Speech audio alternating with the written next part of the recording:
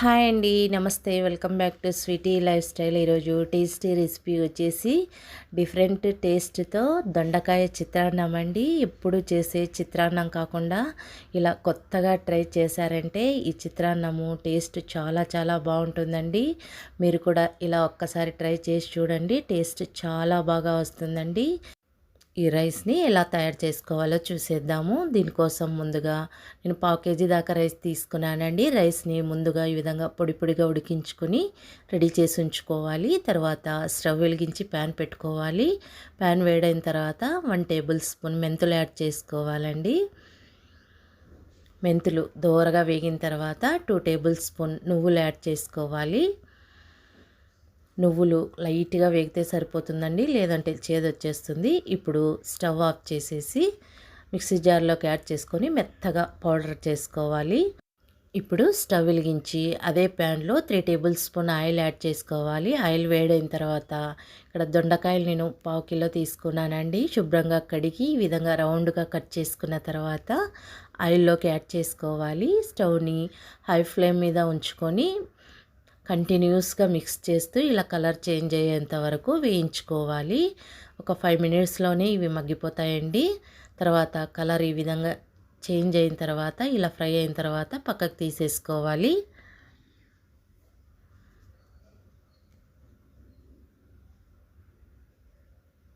ఇలా అన్నీ తీసేసి పక్కన పెట్టుకోవాలి. అదే ఆయిల్లోకి 1/2 టీ స్పూన్ ఆవాలు, అలాగే 1/2 టీ స్పూన్ జీలకర్ర, 1/2 టీ స్పూన్ పచ్చిశనగపప్పు, అలాగే 1/2 టీ స్పూన్ మినప్పప్పు యాడ్ చేసుకోవాలి. ఈ పోపు అంతా ఒక్కసారి మిక్స్ చేసుకున్న తర్వాత ఒక 2 పచ్చిమిర్చిని సన్నగా పొడవుగా కట్ చేసుకొని వేసుకోవాలి. అలాగే ఒక 4 ఎండుమిర్చిని వేసుకోవాలండి. ఇది ఫ్రై అయిన తర్వాత ఒక 1/2 టీ స్పూన్ పసుపు యాడ్ చేసుకొని ఇంకొకసారి మిక్స్ చేసుకోవాలి.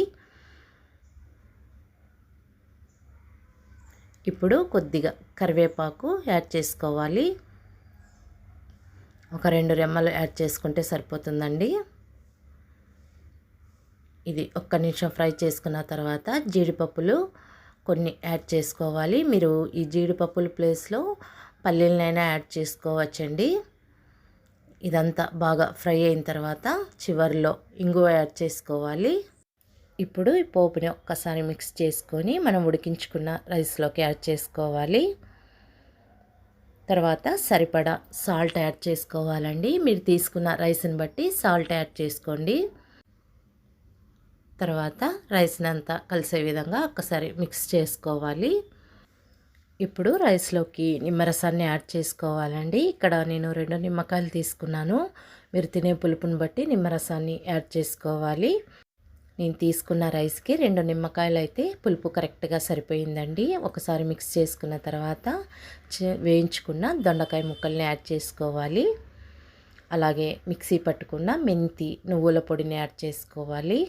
ఒక్కసారి కలిసే విధంగా మిక్స్ చేసుకున్న తర్వాత ఎండుమిర్చిని ఒక 4 వేసాం కదా, 2 ఎండుమిర్చిని ఈ విధంగా నలిపి వేసుకోవాలి. ఇలా ఎండుమిర్చిని నలిపి వేసుకోవడం వల్ల చిత్రాన్నం టేస్ట్ చాలా చాలా బాగుంటుందండి. తర్వాత చివరిలో కొత్తిమీర యాడ్ చేసుకొని మరొక్కసారి మిక్స్ చేసుకోవాలి. అంతేనండి, చాలా టేస్టీగా దొండకాయ చిత్రాన్నం డిఫరెంట్గా మనకి రెడీ అయిపోయింది. ఇది చిన్నపిల్లలకు లంచ్ బాక్స్ రెసిపీగా కూడా ప్రిపేర్ చేసి ఇవ్వచ్చు. చాలా ఈజీగా రెడీ చేసుకోవచ్చండి. హెల్దీ కూడా, టేస్ట్ చాలా చాలా బాగా ఉంటుంది. నేను చెప్పిన ప్రాసెస్లో ఒక్కసారి ట్రై చేసి చూడండి, టేస్ట్ చాలా బాగా వస్తుందండి. వీడియో నచ్చినట్టయితే లైక్ చేయండి, షేర్ చేయండి, సబ్స్క్రైబ్ చేసుకోండి. Thanks for watching.